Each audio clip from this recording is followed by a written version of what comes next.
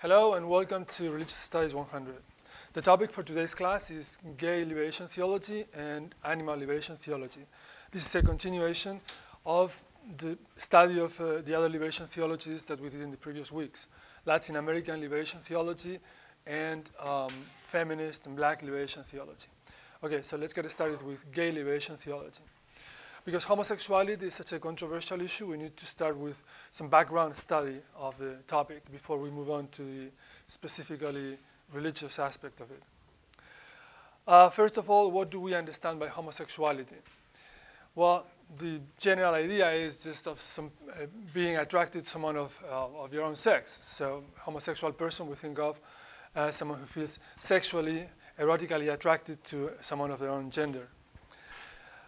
Today, our understanding of homosexuality is much more complex than that. We understand homosexuality as a personality constellation, one of whose expressions is that same-sex attraction. Now, before the mid-19th century, homosexuality was understood merely as a sin. When I say merely, what I mean is there was no medical conception of it, no medical understanding of homosexuality. So a person who had sex with someone of their own sex was a sinner, in the same way that someone who lies may be a sinner, and someone who kills someone else may be a sinner. So you would classify that person in the same category that you would classify a liar or a thief or a murderer. You would call them a sodomite. Now, that doesn't mean you would consider that person as belonging to a special category.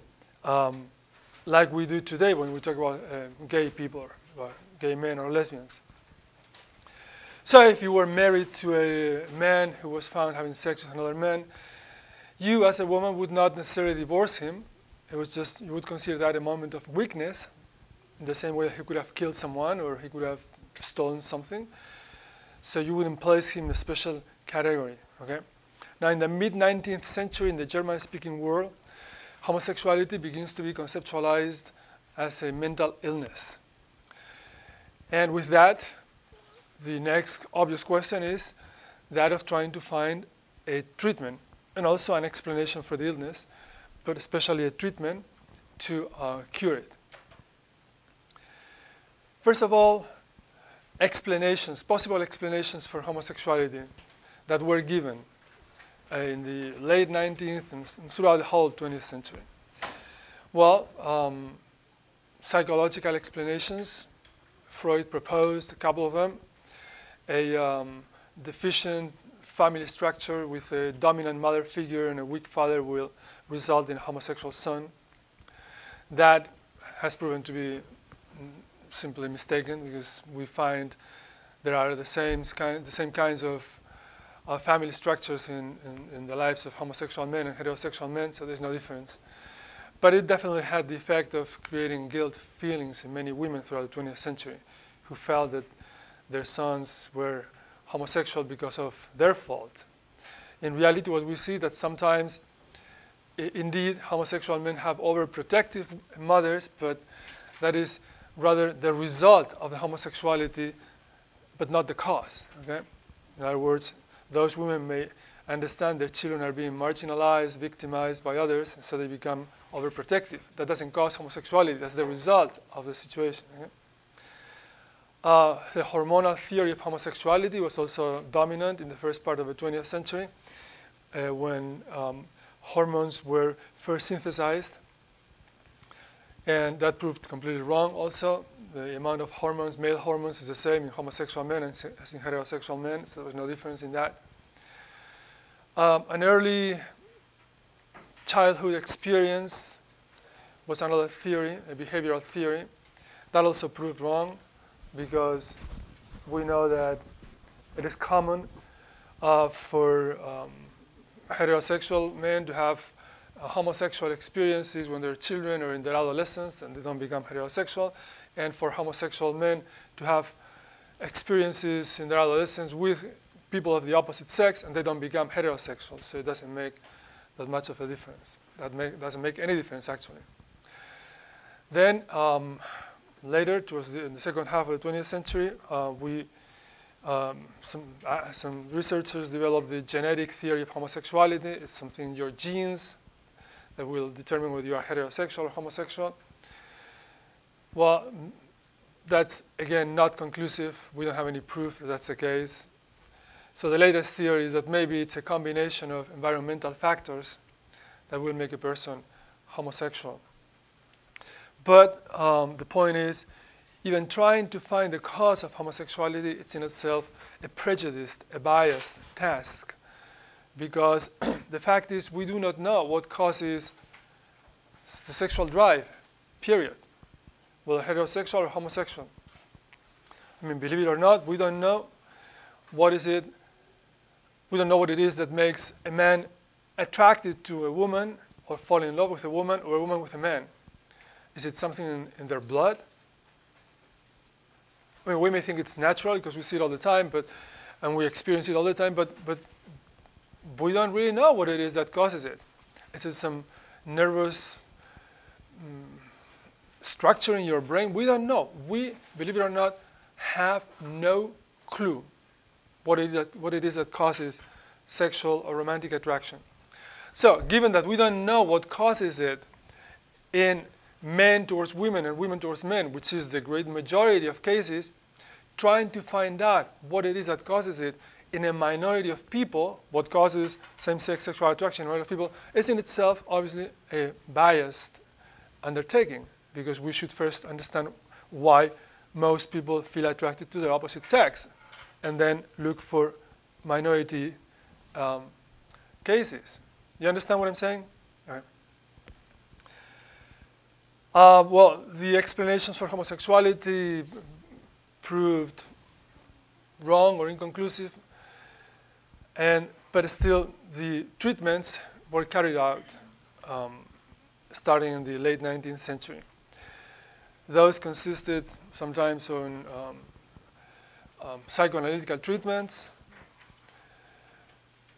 some other times behavioral treatments. Those were the most common ones. I was trying to associate a homosexual stimulus to a feeling of unpleasantness, and a heterosexual stimulus to a feeling of to a pleasant experience. So, for example, they would have a homosexual man see homosexually erotic images, say naked men or stuff like that, and then they would give him electroshocks. And then they would have him watch, say, naked women and have him masturbate while they watch these naked women. So as to associate a feeling of something pleasant to the heterosexual imagery and something unpleasant to the homosexual imagery. Well, it didn't work. And besides that, they tried also hormonal treatments, which of course had no effect whatsoever, except having gay men grow more hair in their body and having a much stronger sexual impulse. So instead of wanting to have sex once a week, now they want to have sex 4 times a day, but always with men. So it didn't make any difference as far as the direction of the sexual drive, only the intensity. And even brain surgery was utilized in some cases. And there is not a single case on record, not one single case, of any successful change of sexual orientation from heterosexuality to homosexuality, or from homosexuality to heterosexuality, or vice versa, for that matter. For many years, homosexual people were given the advice by doctors and counselors and priests to marry, because by having sex with a woman, say if it was a homosexual man, having sex with a woman over and over, maybe only with a woman and never with men, they would become heterosexual. It didn't happen, and you've all heard the story of the 60 or 70-year-old man who finally comes out of the closet after being married and having children and grandchildren. Most gay men have girlfriends. Our studies show that. The studies we have show that. Girlfriends for extended periods of time. They have sex with them. They desperately try to become heterosexual, at least in their adolescence, most of them. It doesn't change. Sexual orientation, whatever it is, doesn't change. And we also have studies of young men specifically in West Hollywood, studies from the 1980s that show that many of the street hustlers, prostitutes, turned out they were or they are heterosexual. They have girlfriends, and they do that. They have sex with other men for money, but they never become homosexual, not even bisexual. They simply develop a tolerance for same-sex activity in the same way that homosexual men who marry women develop a tolerance for opposite-sex activity, but they never become straight, never become bisexual. Well, the same with men who have sex with other men for whatever reason, for money, curiosity, they never become homosexual or even bisexual. So the orientation is not modified through experience, neither early life experience, nor later experience. Whatever it is fixed for life. That's studies that we have seem to point to that. Okay. So no treatment has any effectiveness. It doesn't change anything. In other words, we don't know much about homosexuality, but we know that, as I said, it's more than just sexual attraction. It's a whole personality complex. And that's why the whole attempt to cure homosexual people has gone wrong. Because, say, imagine our society, for example, that we decided that having green eyes is sinful or is shameful or is sickness. Okay? And you imagine that the prejudice developed all over society. And so people with green eyes were ostracized and victimized and discriminated against. And they had to hide their eye color behind dark shades and dark glasses and all of this. And then we developed treatments to treat that illness, green eyes. And we had special words for them, green-eyed people or something like that. And then, well, could we treat green eyes? Could we change that, medically speaking? We could. I guess we might devise some kind of thing to temporarily color their eyes in a different color or something, but can we change someone's eye colors? No, we can't. We can't. Because if a guy is blonde, has blue eyes or green eyes, it's his whole physical, anatomic, ethnic type. You can't change just the color of the eyes because you think there's something wrong with that. You see what the problem is?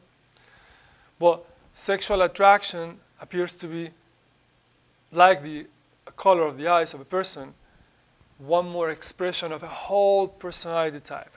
So the mistake was to think that that was just one thing that could be changed separately, cured, but has proven wrong. Okay. Yes. Go ahead. But like with the eyes, you can see that in the genetic code.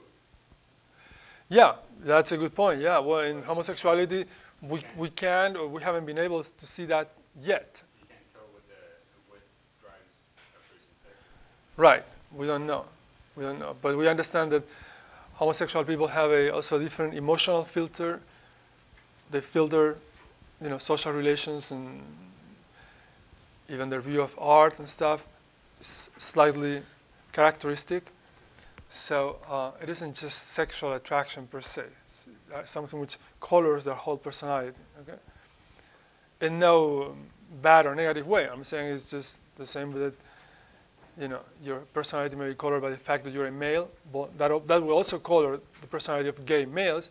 But being gay is probably more than just feeling attraction for a person of your own sex. Okay? The incidence of homosexuality. What is the incidence of homosexuality? Incidence is a word which refers to statistics, numbers. Okay, how many gay people are there? Incidence.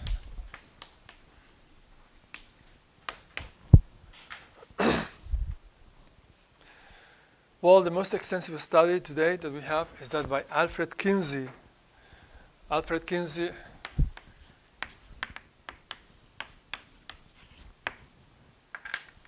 who carried two major studies, one on male sexuality and one on female sexuality. They were in the studies on homosexuality. Homosexuality was only part of the study in each of those two studies in the 1930s, 40s, and 50s. Now, altogether, he interviewed around 40,000 people for his two studies. That's a lot of people. That's a great number of subjects for a study. Later studies, including one in 1994 by the University of Chicago, have used far fewer respondents. The one in 1994, for example, used about 5,000 respondents altogether, men and women. Now, when it came to homosexuality, what Kinsey found out, excuse me, was that approximately 10%, 10 to 12% of men consider themselves to be exclusively homosexual. 10 to 12%. And then if you include bisexuality, it goes up to around 18%. Okay?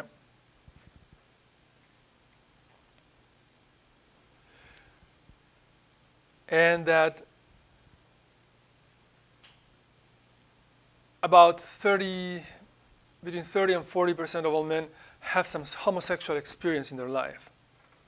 But that's not enough for them to qualify as homosexual. Again, as I said, experience doesn't change the orientation. Okay? They change the orientation. And for women, the incidence of homosexuality is, well, half. All studies agree on that. So if the incidence of homosexuality is, say, 10 to 12% for men of exclusive homosexuality, for women it's about 5 to 6%. In later studies that show a lower incidence of homosexuality, also the incidence of homosexuality for women is half that of men. So there are far fewer lesbians in absolute terms and in relative terms than gay men. There are far more gay men than lesbians.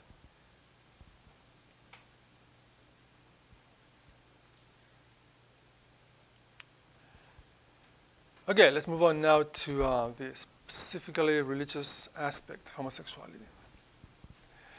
Does the Bible talk about homosexuality? Does it? You don't know? Yes? What does it say? It says that homosexuality is a sin. That homosexuality is a sin? Where? Where does it say so?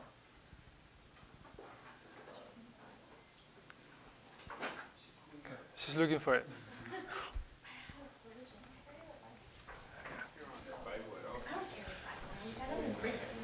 She carries a Bible all over the place.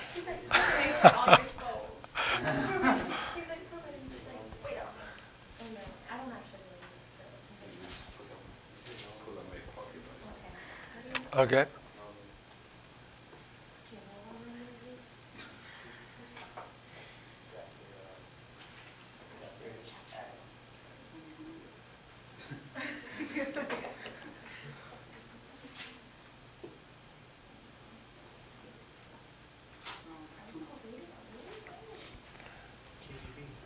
Yeah, we're waiting on you.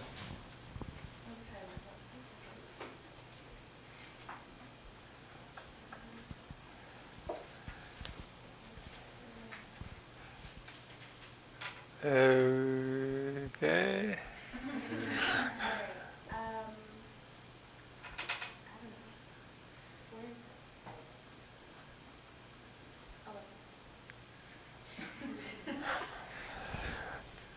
Okay, well, she couldn't find it.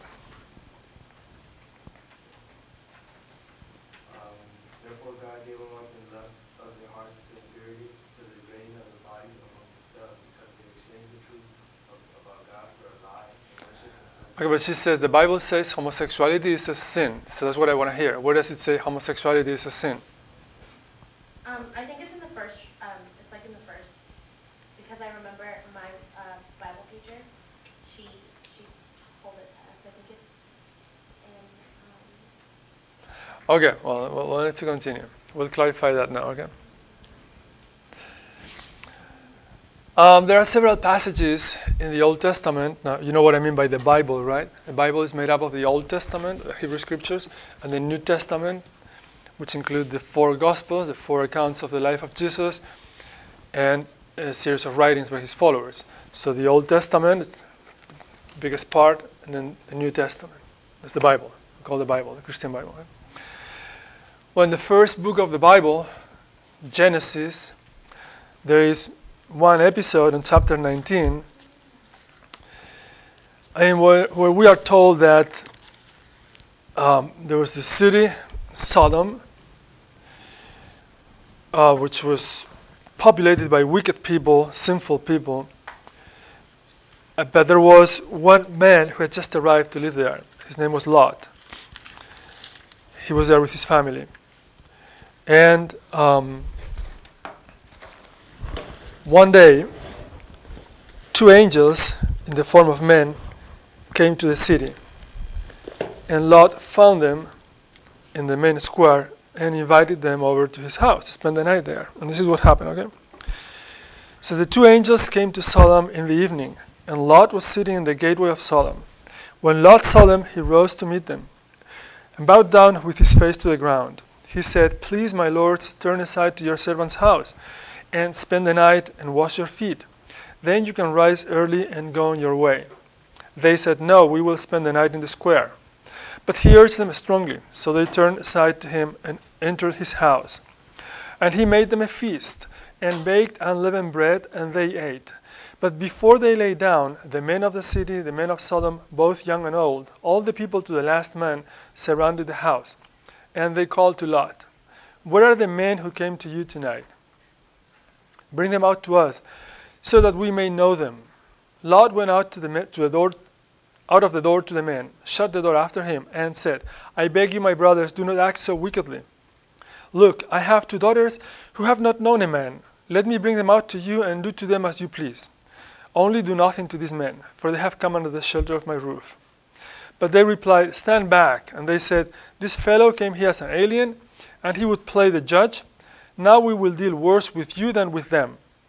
Then they pressed hard against the man Lot, and came near the door to break it down.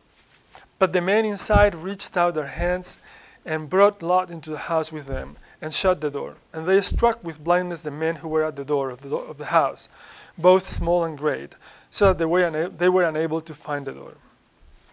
Okay, this is a passage which is very commonly quoted in connection to the topic of homosexuality and the Bible.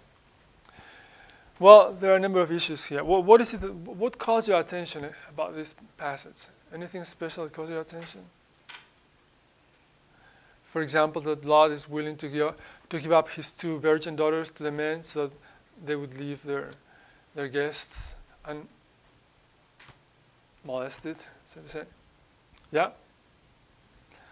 Well, it's kind of a strange kind of morality, right? Like, okay, you can rape my daughters, but just leave my guests aside. Don't bother them. Okay. Yes, you have a question? Yeah. No, I found it. It's in Leviticus 18. Okay, we're gonna get there. Don't worry. Okay, but I mean, I just. So that's one aspect of this passage that really surprises us. Okay. There's more to say about the morality of this family, by the way.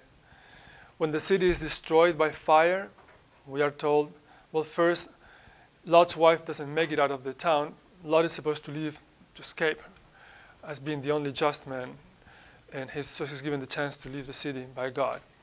His wife never makes it out because he turns into a statue of salt, but leaving that aside, Lot and his two daughters go and live in the wilderness after they escape from the destruction of Sodom. And his two daughters wanted to have relations with men, decide to get their father drunk and have sex with him one after the other. And they do. So we have kind of doubts about the morality of this family, especially when it's placed as a model for morality. The verb to know here, well, the verb to know in some contexts, in some biblical contexts, means to have sex with. So we are told, for example, in the New Testament that Mary, the mother of Jesus, had not known a man before she conceived Jesus. But not always. It doesn't always mean to have sex, but let's assume it does in this particular passage. What else calls your attention here? All of the men were surrounding the house. All of the men. What did I just say about the incidence of homosexuality? Maybe 10%. Maybe at most, if you include bisexuals, maybe 18%. If you include all men who have some sexual experience with other men, maybe 30-something%. But all of the men, young and old, to the last man, as it clearly says here, as it emphasizes, as the author emphasizes here. Okay? The men of Sodom, both young and old, all the people to the last man surrounded the house. All of them, I mean, not even West Hollywood or any place you can think of would have all of the men being homosexual. So, now the names you need to remember for gay liberation theology. John Boswell,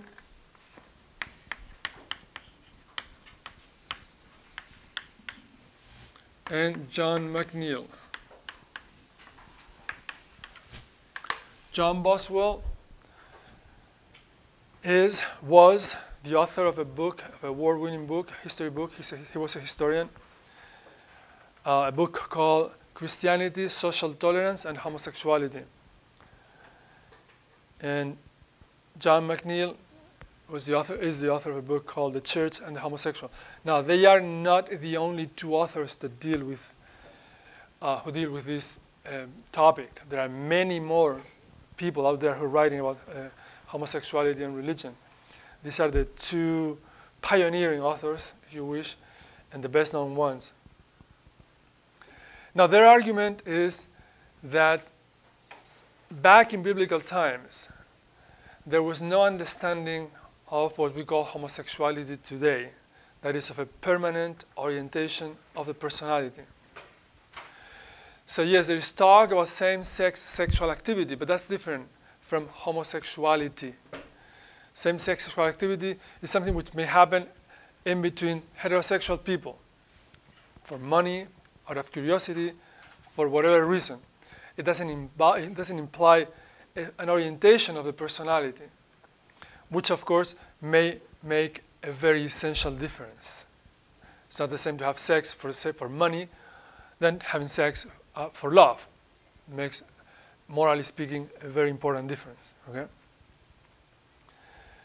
So even if the Genesis chapter that we just read refers to same-sex sexual activity, it does not refer to homosexuality. It doesn't talk about homosexuality. That's Boswell and McNeill's argument. And the same with the other passages in the Old Testament and the New Testament. I'm going to quote a couple of them. In the Old Testament, we have in Leviticus, the book of Leviticus, chapter... Let me find the book of Leviticus first. Chapter 18, verse 22.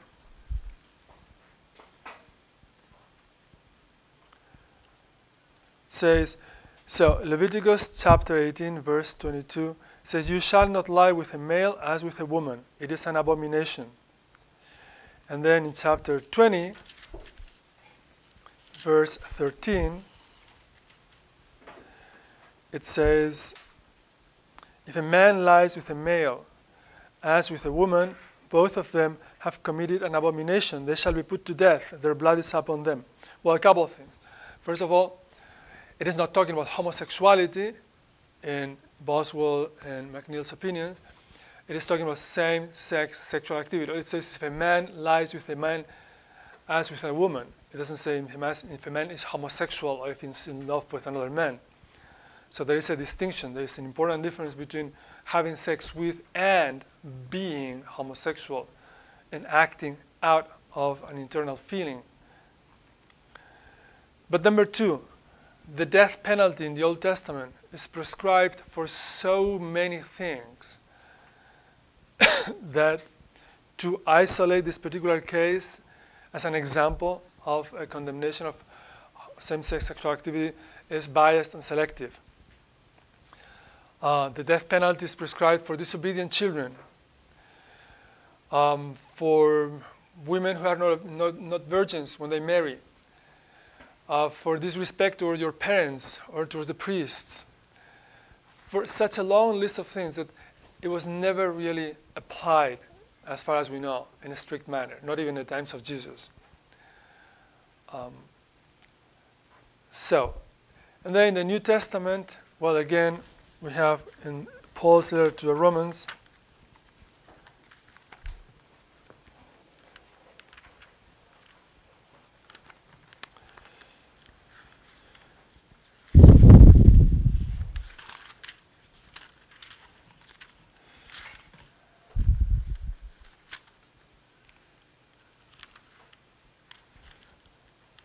we have that he says,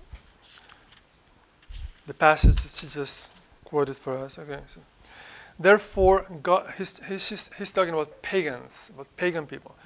Therefore, God gave them up in the lusts of their hearts to impurity, to the degrading of their bodies among themselves, because they exchanged the truth about God for a lie and worshipped and served the creature rather than the Creator. For this reason, God gave them up to degrading passions. Their women exchanged natural intercourse for unnatural, and in the same way, also the men giving up natural intercourse with women were consumed with passion for one another. Well, the same criticism applies here. The author, Paul in this case, did not understand what homosexuality was. Remember, we said that the understanding of homosexuality as a permanent orientation of the personality takes place only in the mid-19th century. Okay? So Paul did not have an idea of what being homosexual was.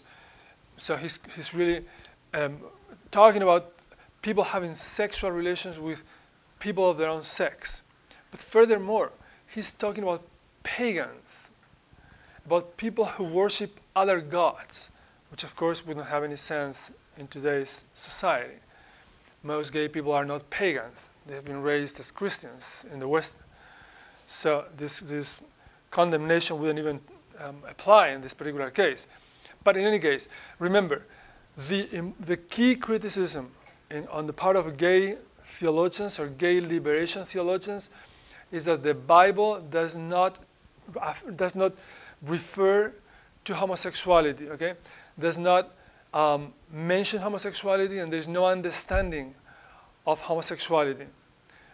Only of same-sex sexual activity, on the presumption that all people are what we call today heterosexually oriented by virtue of their being male or female. That's the biblical understanding. Now, what do the church say? What does the church or the churches say about this? Well, they do not agree with it. They just say that same-sex sexual activity is condemned in the Bible, and so it is sinful regardless of who performs it. Same-sex sexual activity, not homosexuality. So the position of the churches, specifically the Catholic Church, is that homosexuality per se is not a sin. Homosexual sexual activity is a sin because it is condemned in the Bible and because it is sex outside marriage. Okay? Yes? Though most Christian and Catholic religious people think sex in general, unless you're married, is sinful. Yes. So wouldn't it just pretty much be kind of like every other thing that's in the Bible, instead of actually isolating homosexual activity for itself? Yeah, you're right. Yeah. Sexual activity outside marriage is sinful for Christians, and in a more specific way for Catholics. So even on those grounds, it would be considered sinful. But then homosexual marriage is not allowed, which is to say any homosexual activity is going to be sinful ever. So that creates a major problem, major conflict, yeah. So it's just a matter that they weren't married and it was just any like random sex that Because the Bible never really touched on the fact that if homosexual or two men or two women would get married together, that if they had sex, it would still be considered sin. Right, that would be Boswell's understanding. So Boswell and McNeill would say, well, look, the issue of homosexuality is not touched upon in the Bible. Therefore, it is comparable to other questions that the Bible does not talk about. For example, nuclear war. What happens with those questions? And he says, well, then the church must rule in spirit of love. And so the Bible doesn't talk about nuclear weapons, but then the church rules that nuclear weapons are immoral. Nuclear war is immoral, for example, okay? And in vitro fertilization or abortion, maybe the Bible doesn't mention those issues, but then the church has the right to rule in the spirit of love and inspiration from God, whatever. So Boswell and McNeill say, well, this is exactly the same case. The church should rule, because the Bible does not talk about homosexuality. The Bible talks about people having sex with people of their own sex under the assumption that they are heterosexuals, and therefore they shouldn't be doing that. Okay? But the church disagrees with that, okay? The church says, no, there may be no understanding of homosexuality in the Bible, but same-sex sexual activity is condemned, period. That's it. Okay? So it's sinful. At least it's sinful in appearance. Objectively means in appearance that can be pointed out to. What do I mean by that? But the church says, look, not just the church, but in morality in general, and I think we dealt with this in the beginning of the semester, we have to make the distinction between the formal and the material. What appears to be and what really is. Remember that? Yes? No? Yes? When we talk about stealing, stuff like that, remember? Say, I don't know if I gave you this example before, let me give it to you again. Say one of you, say she has this beautiful iPhone 4S, whatever, the latest thing, okay? And the girl sitting next to her is so jealous of that telephone, and she's telling everyone, oh, I could kill for that telephone. I'd like to get one of those. And then finally she gets one, and she buys another iPhone, exactly the same color, same everything. And then one day they both come to class, but the one who had the phone first, turns out she left her phone at home that day. She thinks she brought it with her, but she didn't. Well, she brought her telephone, okay? And so the class is over, they go out. She's at the cafeteria, and she's looking for her phone. She says, where's my phone? Where's my phone? Oh, Jesus, where's my phone? I must have left it in the classroom. So she comes back to the classroom, and it turns out that the other girl left her phone. She forgot her phone in the classroom. She comes back, and she sees the other girl's telephone, and she thinks it's her phone. And so she grabs the phone and walks out with it, because it's exactly the same. Now, when she finds out her phone is missing, she goes to the police, and then they review the security cameras, and then we see her walking into the classroom, looking around, grabbing the phone, and walking out with it. What do we think? That she stole the phone, right? It appears. That's the objective thing we have. Now we know better. She was confused. She thought it was her phone, but her phone was really at home. She had forgotten her phone. So the fact is, she was not stealing. There was no sinfulness in there. There was no sin of stealing, right? But it appeared like, it looked like sin, correct? Well, this distinction between between form and content, the material, and the formal and the material, form and content, applies to all actions that can be judged from a moral standpoint. And so specifically the bishops of the Catholic Church say homosexual sexual activity looks like sin, looks sinful. But whether it is truly sinful or not, given the particular situation that gay people live under, of discrimination, oppression, victimization, all of these things, only God knows. So we shouldn't rush to judging gay people for what they do, because those same actions, when performed by other people, may be very sinful In other words, if someone were to hear and actually steal her telephone, that would be a true sin. But it would look the same. Just one girl walking in, seeing a telephone, and walking out with it. So the action seems the same. But in one case, it would be really sinful. In the other case, there is no sin at all. Although what we see is the same structure of the act. Okay?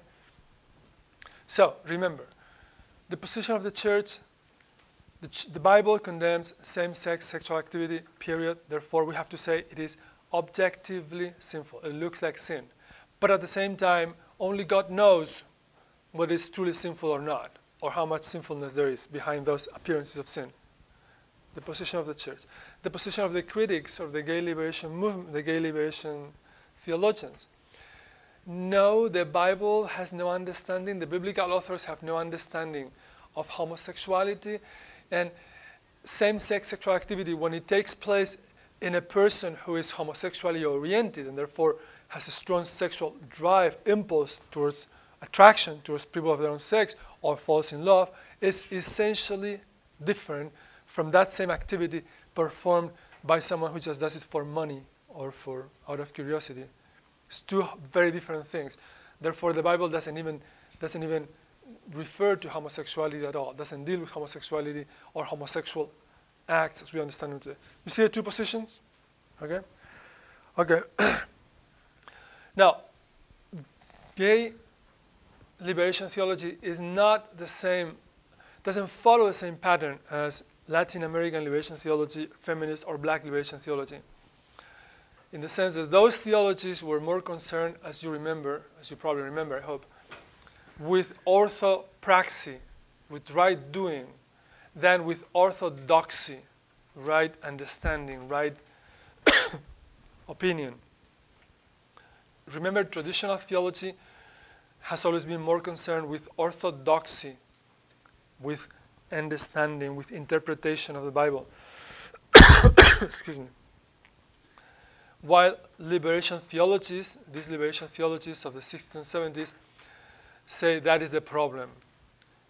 Our concern is not so much with converting you to believing our understanding of the Bible, but to convert you to doing the right thing with us. Orthopraxy, remember that?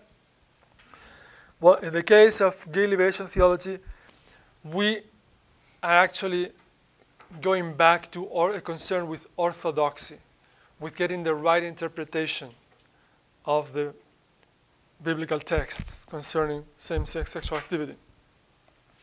So I still classify this as a liberation theology because it may have some liberating effect on a particular sector of society, but it doesn't follow the same pattern as the other liberation theologies. Okay, do you have any questions concerning gay liberation theology? Or any comments you'd like to make? Anything you'd be curious about? Did you understand the two arguments? The argument on the part of the church, the official church, and the liberationist argument on the part of Boswell and McNeill? See that? So when people say, well, the Bible talks about homosexuality, you have to be really careful with that, okay? The Bible talks about same-sex sexual activity. Whether that is the same as homosexuality or not, that's an open question. Remember that, okay? Same-sex sexual activity is not necessarily the same as homosexuality. In other words, a gay man who has sex with women, would you call him straight?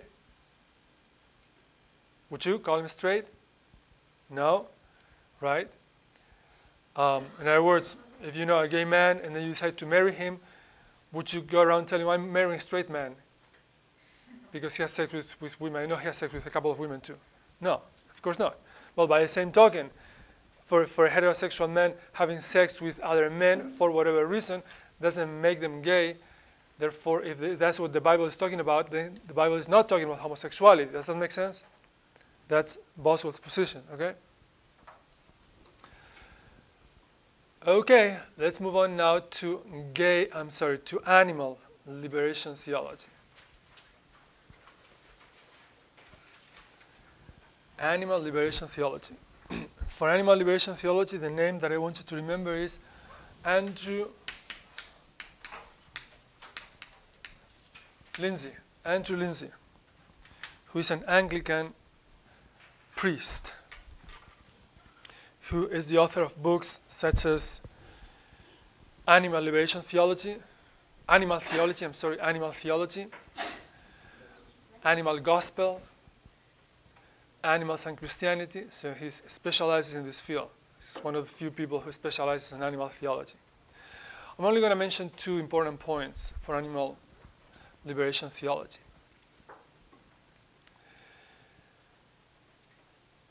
Well, are we morally justified in killing animals? That's a big issue. We can't really get into that here in detail because it might take us a whole semester. But if you come to the conclusion that we are not, that animals do suffer, that animals do have the right to live, then theologically speaking, Andrew Lindsay thinks that that position is justified, is theologically justified. In other words, that God doesn't want us to kill or mistreat animals. For two reasons. Number one, in Genesis, when man is given dominion over the animals, Andrew Lindsay thinks that the word dominion has been misinterpreted, misunderstood. Man is given dominion over his children too. It doesn't mean he can kill his children or mistreat them or abuse them. So the word dominion should be interpreted more in terms of stewardship, taking care of, but not abusing, mistreating, or killing.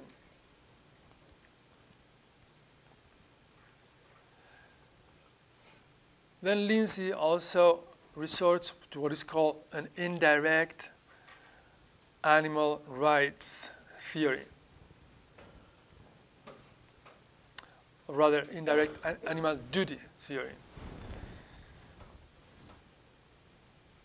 What is a direct duty? I have direct duties to all of you simply because you are human, for who you are. However, I do not have direct duties to things that you own. My duties to those things are the duties to you, indirect duties to you. So I cannot just go and grab her telephone and smash it on the floor. Not because the telephone has any right, but because it belongs to her. I cannot go and damage your car, not because your car has any rights, but because your car belongs to you. So my duty to your car is really an indirect duty to you. Does that make sense? I mean, if you're walking in the middle of the mountain, and right in the middle of nowhere, out there in the middle of the mountain, and you suddenly run into an iPhone, and you go, oh, I hate iPhones, and this is my opportunity, my one and only opportunity, I'm going to smash this iPhone. Well, have you done anything illegal or immoral by doing that? Something foolish, but say the iPhone has some engraving that says, this iPhone doesn't belong to anyone. So you know it doesn't belong to anyone. No one has lost it. And you smash the iPhone and destroy it. Are you doing anything immoral? Illegal? No, nothing. You would if you knew the iPhone belongs to someone else, because then you're violating someone else's rights to her possessions, okay? Well, Andrew Lindsay says the same principle of indirect duty applies to God's creation, because God's creation is his possession. He owns his creatures. So we have the duty, the indirect duty, to respect God's creatures because they belong to God. In other words, they do not have any rights of their own. It is God's rights that we are violating when we abuse or kill animals. Of course, that doesn't apply to animal sacrifice in the Old Testament, in the times of the Jewish temple, because in that case, those animals' lives were simply being returned to God. God was claiming what is his, again, in the sacrifice.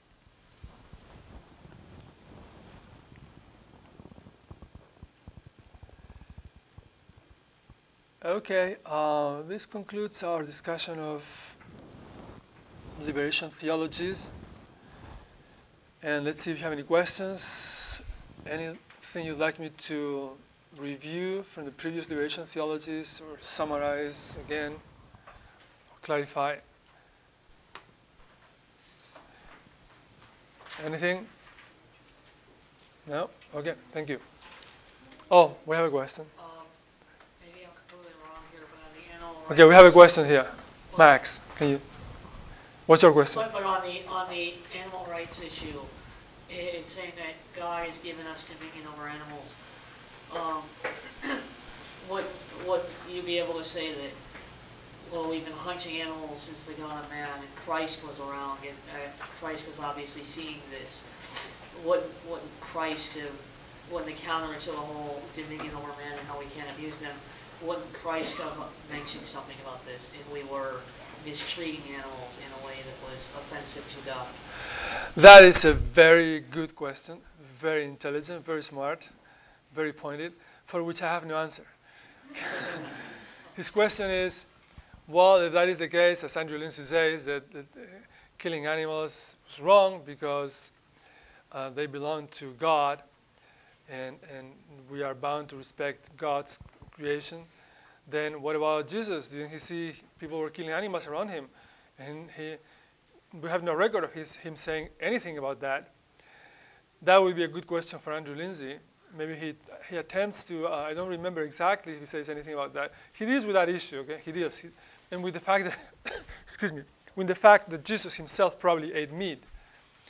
But I don't remember what he says about that. That's a very complex matter, okay? In fact, in the New Testament, we have a vision is reported by St. Peter, I believe, in which he sees, has a vision of all animals and a voice that says from heaven, kill and eat.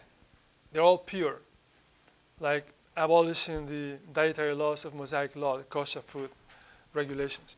So that's a very complex matter. I'm not an expert in animal theology, but if you're interested, go to the library, check out Andrew Lindsay's books, and see, just go to the index and search for Jesus, what he says about Jesus, and I'm sure he deals with that in detail, because that definitely poses a major problem.